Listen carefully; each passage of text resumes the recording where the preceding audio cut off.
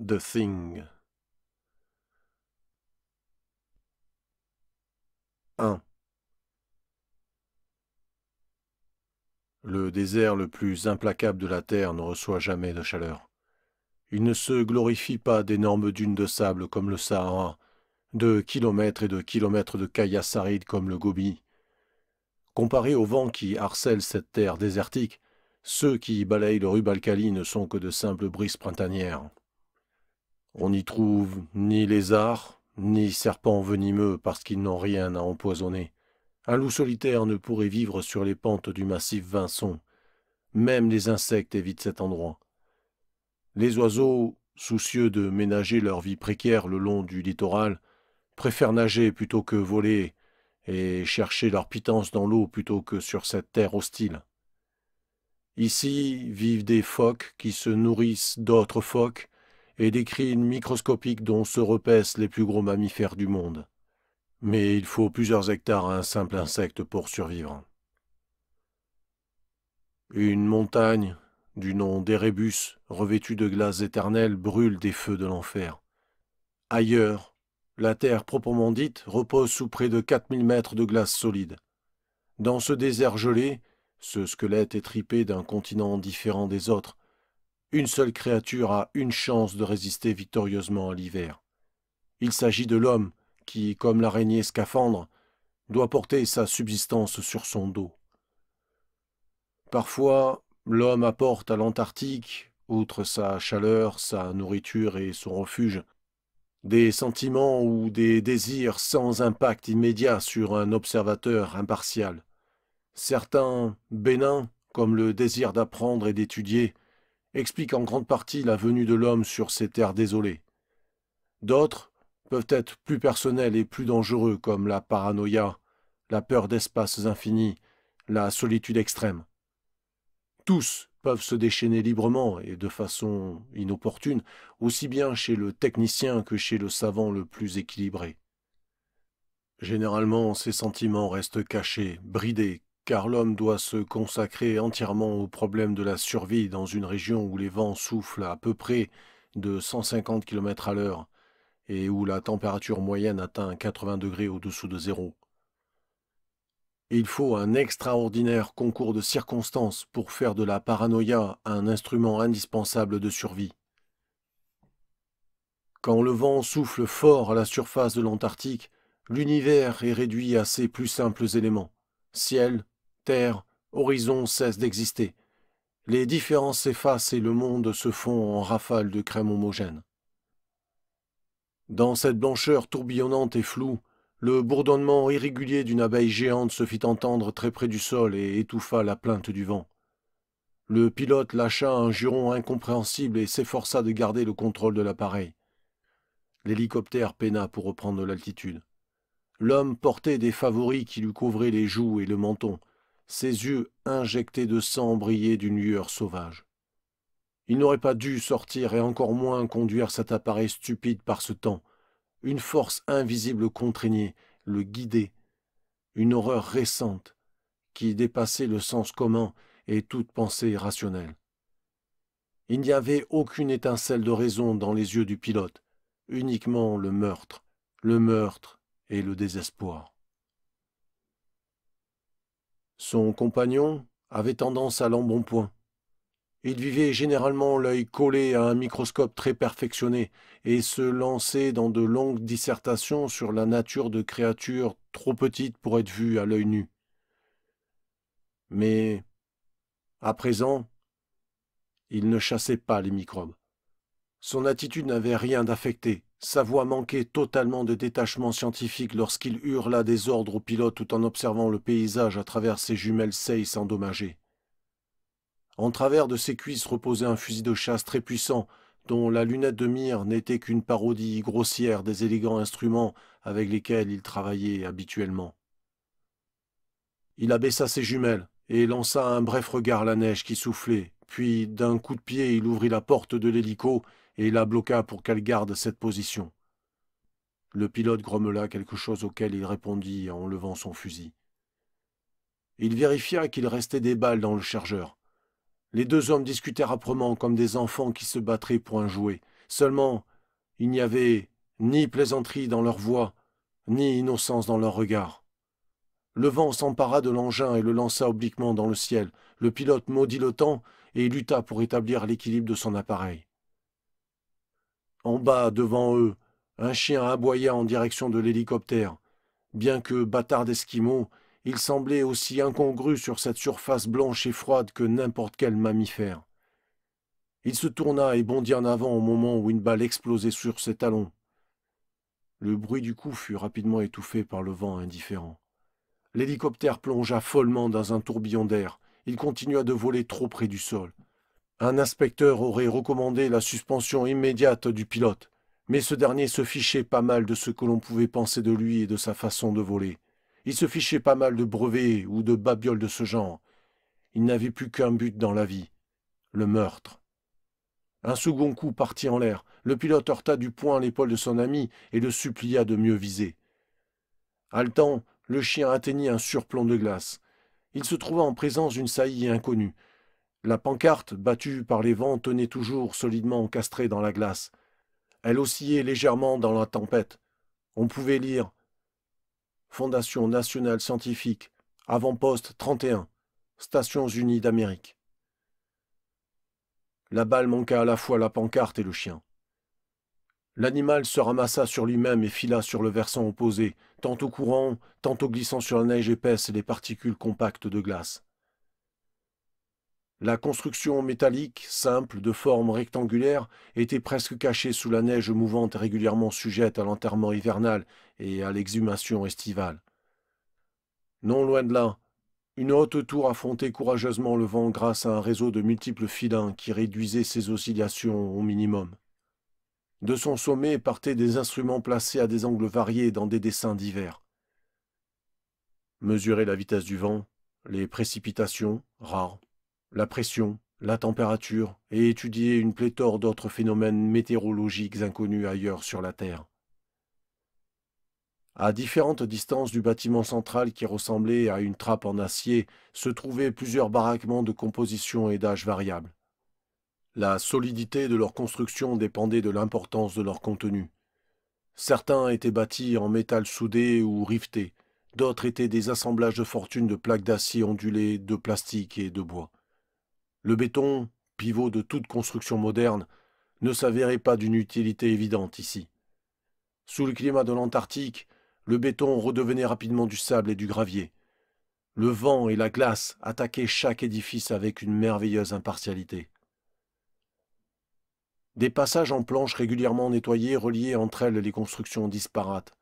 Le bois semblait tout à fait insolite dans une région où les seuls arbres existants gisaient depuis longtemps sous la neige ou étaient fossilisés. Des corps de repère de part et d'autre de chaque passage permettaient de se guider d'une section à l'autre et faisaient entendre dans le vent leur chant régulier. Des banderoles multicolores claquaient dans le vent. Elles indiquaient non seulement les passages et les bâtiments, mais les emplacements, souvent dissimulés, des expériences qui se déroulaient à l'extérieur. Les couleurs correspondaient à un code scientifique. Derrière un parvent incliné qui pointait vers ce qui semblait être le bout du monde, 2 hélicoptères étaient placés côte à côte, les pales lourdes et immobiles sous la glace accumulée, et les cockpits, normalement transparents, devenus opaques. Un bulldozer puissant se trouvait tout près, sa bâche de protection battant sous le vent comme les ailes d'un grand albatros. Un gros ballon rouge oscillait en haut d'une corde. À l'extrémité opposée pendait une petite boîte métallique, prête à aller là où le ballon déciderait de l'emporter, et prête à transmettre efficacement son bip dans le magnétophone automatique abrité dans le bâtiment principal. Norris tint le milieu de la corde et regarda sa montre.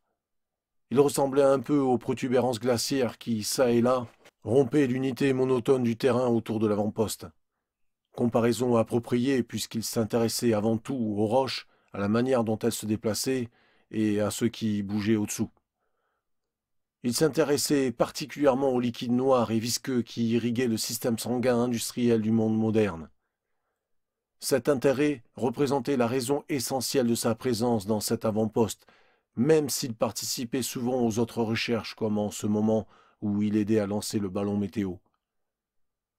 Il s'efforçait de ne pas rester dehors plus que nécessaire.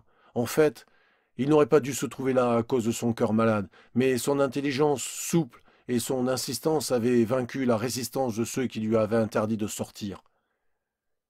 Bennings était heureux de cette aide.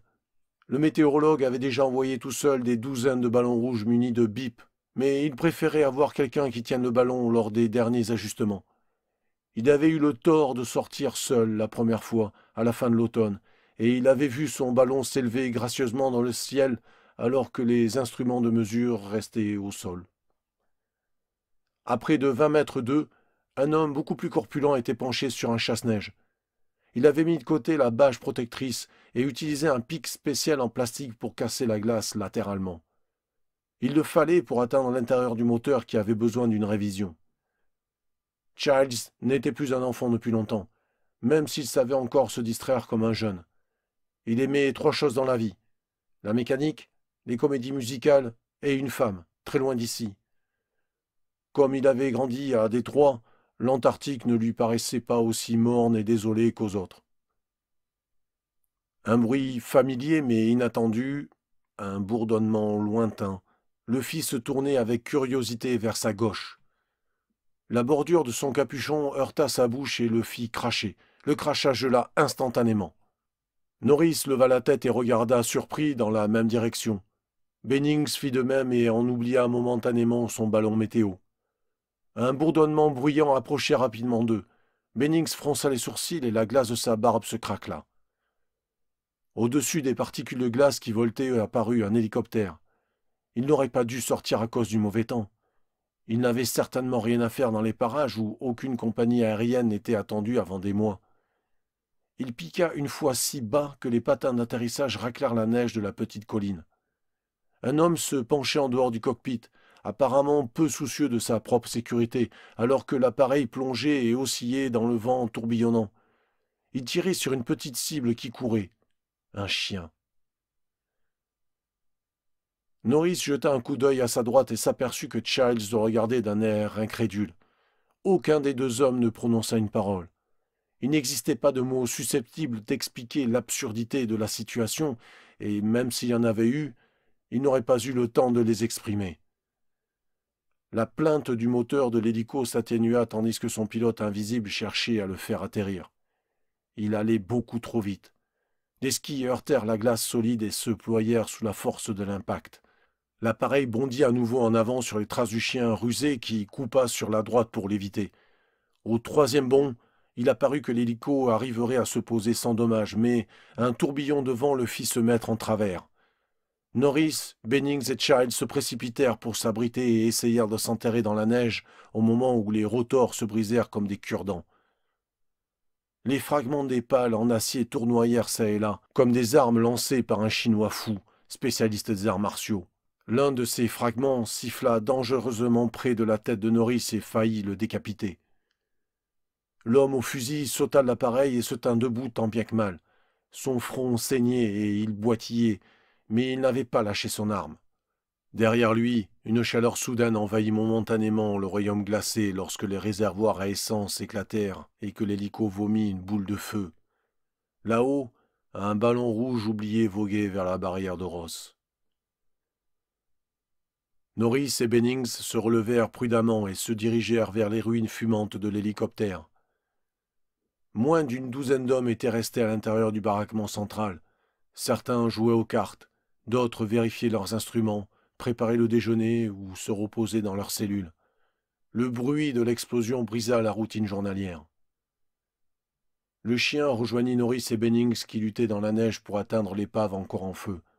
Au même moment, le seul survivant de l'hélico les aperçut et gueula quelque chose dans une langue étrangère. Il rechargea son arme tout en s'adressant à eux. Les deux savants échangèrent un regard. « T'y comprends quelque chose » hurla Norris dans le vent. Bennings secoua la tête et interpella le rescapé couvert de sang. « Hé, que s'est-il passé? Qu'est-il arrivé à votre pote ?» Il montra du doigt l'appareil. Sans paraître avoir compris quoi que ce soit, l'homme au fusil fit des signes coléreux dans leur direction. Il criait sans arrêt. Le sang commença à geler sur son visage et lui cacha un œil. Norris s'arrêta. Le chien, debout sur ses pattes de derrière, donna une patte à Bennings et lui lécha la main. Il semblait effrayé et gémissait. Hé, mon vieux, dit le météorologue, que se passe-t-il, ton maître est... Le passager de l'hélico leva son fusil et leur tira dessus. Bennings se renversa en arrière sous le choc, suivi du chien. Norris resta figé sur place, aussi glacé que la terre sous ses pieds, les yeux fixés sur le fou qui s'approchait. « Qu'est-ce que c'est que ce bord ?» Le fusil retentit une seconde fois. L'homme se dirigea vers eux en titubant et visa sans cesser de murmurer des paroles incompréhensibles. Il n'y voyait plus très clair. Le sang continuait de couler dans ses yeux, du sang et autre chose encore. La glace et la neige volèrent lorsque les balles frappèrent le sol autour des deux hommes stupéfaits. Une balle toucha le chien à la hanche et l'envoya voltiger. Il aboya de douleur. Childs regarda la scène balayée par le vent sans y croire, jusqu'à ce que le fusil soit dirigé vers lui. Il se cacha alors derrière l'énorme chasse-neige. Un quatrième coup atteignit Bennings, tout en regardant bouche bée son assaillant. Il tomba sur le côté. Norris jura, rejoignit son ami, le saisit sous les aisselles et le traîna vers le bâtiment principal. Le chien s'efforça de les suivre en laissant derrière lui une traînée ensanglantée. L'étranger se trouvait tout près, maintenant, la gueule de son fusil aussi béante que celle d'un tunnel, mais une brusque accalmie se produisit. Tout en soliloquant, l'homme s'arrêta et voulut recharger son fusil en hâte. Les balles s'échappèrent de la poche de sa veste et tombèrent dans la neige. Il se baissa, fouilla la surface blanche et poudreuse et les remit dans le chargeur une par une. Une totale confusion régnait dans le bâtiment principal. Tous ses occupants avaient l'habitude de s'accommoder devant de la force d'un ouragan, d'un froid abyssal, de chute de tension et de rationnement, mais nul n'était préparé à une confrontation avec un assassin. Plusieurs hommes commencèrent à enfiler leurs vêtements de sortie, parkas, vestes en duvet, gants isolants. Leur seul plan était d'aller aider Norris et Bennings. Certains, fascinés par le drame qui se déroulait sur la glace, restèrent simplement à regarder par les fenêtres givrées comme s'ils étaient devant l'une des nombreuses télévisions de la base. De la salle de jeu parvint le bruit d'une vitre triple qui se brisait. Il fallut plusieurs coups de crosse pour casser les épais carreaux isolants. Puis la gueule d'un revolver solidement tenu à deux mains émergea de la brèche. Au dehors, l'intrus gagnait du terrain sur Norris et Bennings. Il avait finalement réussi à recharger son arme. Il la leva et visa d'un geste mal assuré. Un coup partit, légèrement plus fort que les précédents. L'homme rejeta la tête en arrière et son fusil tira sur un nuage. Il tomba à genoux, puis la face contre la neige. La poitrine en feu, Norris cessa sa fuite désespérée. Il lâcha la veste de Bennings. Le météorologue comprima sa blessure et regarda étonné leur assaillant soudain immobile. Le chien blessé geignait doucement. Là-bas, sur la surface blanche et embrumée, Childs se leva prudemment pour risquer un coup d'œil par-dessus le chasse-neige. De nouveau, on n'entendit plus que le gémissement incessant du vent. Dans la salle de jeu, les murmures confus cessèrent. Les hommes qui revêtaient leurs parkas arrêtèrent de lutter avec leur fermeture à glissière. Chacun détourna son regard des fenêtres pour le porter sur le directeur de la station. Gary ouvrit d'une chiquenaude le cylindre du magnum, en sortit la douille utilisée puis le referma soigneusement, poussa la sûreté et glissa l'arme de l'holster fixée à sa ceinture. Il se rendit compte qu'il était le nouveau point de mire. Ancien soldat, il portait son revolver plus par habitude que par nécessité, mais parfois une vieille habitude pouvait s'avérer salutaire. « Assez perdu de temps, Fuchs, Palmer, Clark, dit-il avec un geste vers l'extérieur. Vous êtes déjà à moitié habillés, montrez-vous utile, sortez et éteignez le feu. Pourquoi s'en faire demanda Palmer, toujours prêt à discuter en écartant ses longs cheveux qui lui recouvraient le visage. Rien d'autre ne peut brûler dehors. J'ai vu suffisamment d'accidents pour savoir que le pilote n'a pas une chance de s'en tirer. Allez-y, ordonna Gary d'un ton sec. Nous trouverons peut-être quelque chose d'intéressant dans l'épave. Quoi, par exemple s'enquit Palmer d'un ton agressif. Une explication. Allez, maniez-vous. Il reporta son attention sur le plus jeune technicien présent. Sanders, regarde si tu peux trouver une vitre de remplacement. C'est le boulot de Childs, répliqua aussitôt Sanders. Je suis chargé des communications et non des réparations. Childs est dehors, peut-être blessé. Mierda del toro, grommela Sanders. Mais il sortit de la pièce pour exécuter les ordres. Le chasse-neige éteignit rapidement les flammes, mais ils ne trouvèrent aucun indice à l'intérieur du cockpit brûlé et il ne restait pas grand-chose du pilote. L'attention des hommes se reporta alors sur la base et sur l'écran à touche digitale placé à l'extérieur qui fournissait constamment les indications de température et de vent. À l'intérieur de la salle de jeu, les autres hommes se rassemblèrent autour du corps du fou furieux qui avait tiré au hasard. Son front portait en son milieu un trou net. Certains murmurèrent que Gary aurait pu ne pas le blesser mortellement. Bennings et Norris, eux, ne se souciaient guère de ses reproches. Gary fouilla les poches de l'homme sous sa grosse parka. Il sortit une sacoche noire, usée, contenant la photo d'une femme entourée de 3 enfants souriants et celle d'une maison, des billets de banque, des cartes de crédit, des objets personnels dont les uns étaient reconnaissables et les autres non, et, plus important, une carte d'identité apparemment officielle. Gary l'étudia et annonça laconiquement. « Norvégien, s'appelle Jan Bolen.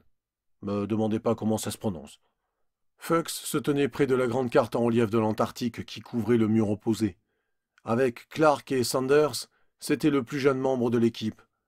Sanders s'occupait des télécommunications et Clark des chiens, mais parfois, Fuchs se sentait inférieur à eux malgré ses études poussées.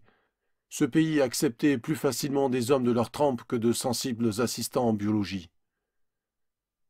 Le corps était étendu sur 2 tables de bridge rapprochées à la hâte. Seul, Fuchs regardait ailleurs. « Sanae se trouve de l'autre côté du continent, dit-il au directeur de la station.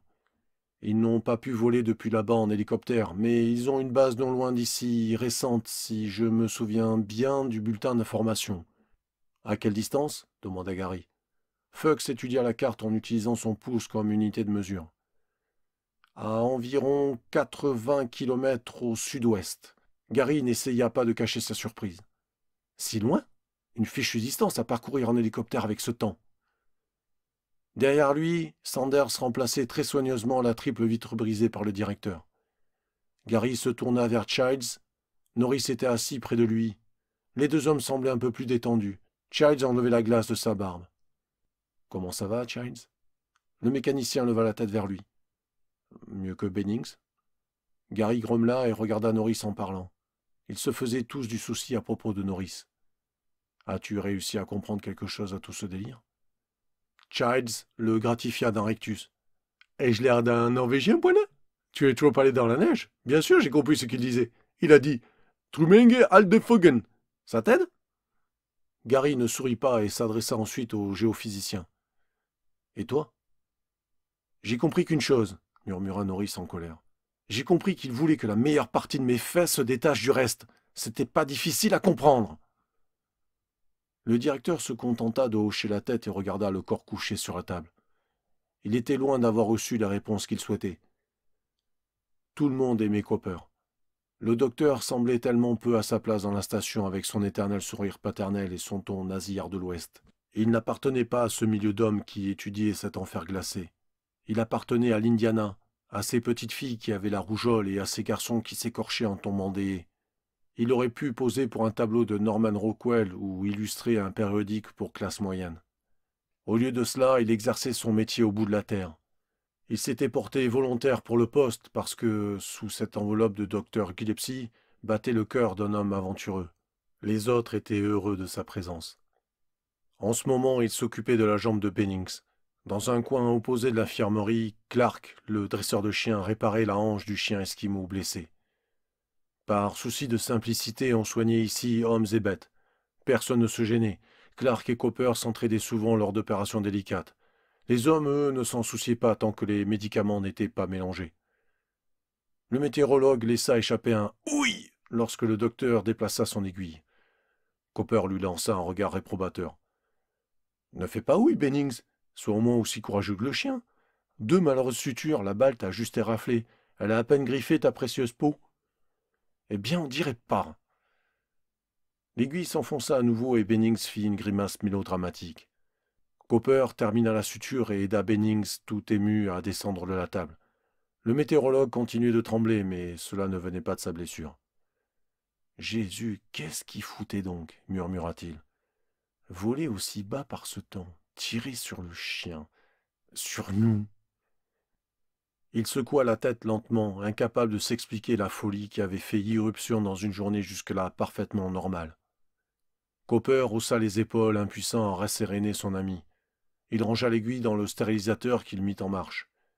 Il siffla doucement. Un accès de folie peut-être. Est-ce un diagnostic? Très amusant. Je veux parler de cet accès de fièvre, cet éclat hors de proportion. Nous ne découvrirons sans doute jamais quelle en a été la cause. Gary trouvera, affirma Bennings avec certitude. Tel que je le connais, il va chercher à comprendre ce qui s'est passé et pourquoi. Il faut lui reconnaître cette qualité. Il est tenace. Il jeta un coup d'œil sur sa jambe rafistolée, se rappela comment il avait regardé fixement le canon du fusil de chasse et ajouta calmement. C'était sacrément bien visé. Un aboiement aigu les fit se tourner vers Clark. Il essayait de calmer l'animal blessé tout en jetant un regard d'excuse aux autres. J'en ai encore pour un moment, la balle est très profonde. Je préfère travailler lentement et lui sauver la patte. Mettez-moi au courant de ce qu'ils ont trouvé, d'accord? Cooper acquiesça et aida Bennings à sortir de l'infirmerie. Le chien continua de gémir de douleur au moment où Clark fouilla davantage à la recherche de la balle. Blair s'adossa à l'entrée de la salle des télécoms et passa la main sur son front dégarni. Il sentit dans sa paume de la sueur et de la saleté. On était toujours sale ici à cause des douches, limitées à 2 par semaine. C'était vraiment drôle. On foulait 30% de toute l'eau fraîche de la terre et on devait rationner les douches à cause des besoins en énergie. Foutue interruption tout de même.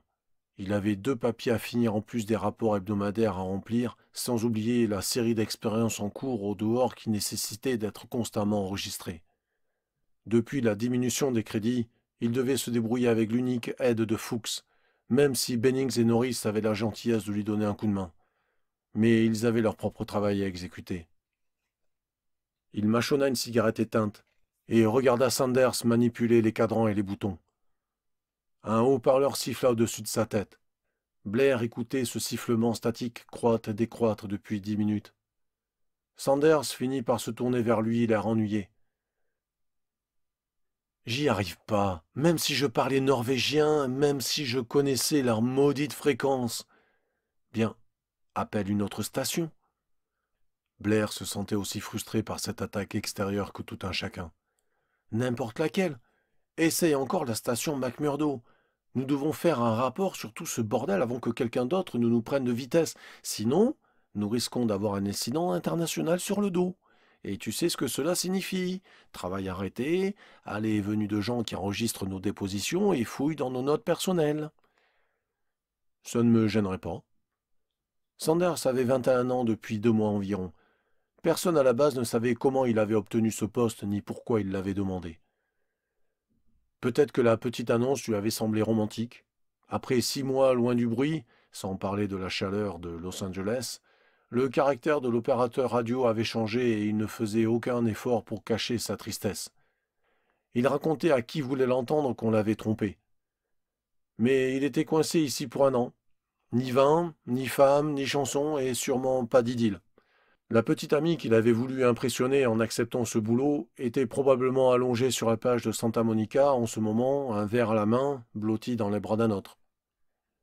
L'hiver qui approchait serait plus pénible à supporter pour Sanders que pour la plupart d'entre eux. « Essaye encore d'avoir McMurdo !» Sanders prit l'air dégoûté. « Que crois-tu que j'ai fait ? Regarde, je n'ai pu contacter personne depuis 2 semaines. Je me demande si les gens arrivent à se parler sur ce continent. Si tu savais ce qu'une tempête fait aux communications... » Blair se détourna du jeune homme et regarda la fenêtre étroite et haute du couloir. Par les vitres épaisses, il ne put rien voir d'autre que la neige qui soufflait. La partie inférieure du carreau était déjà sous la neige. Encore 1 mois, et il serait complètement recouvert. « Oui, » murmura-t-il d'un ton résigné. « Je sais. »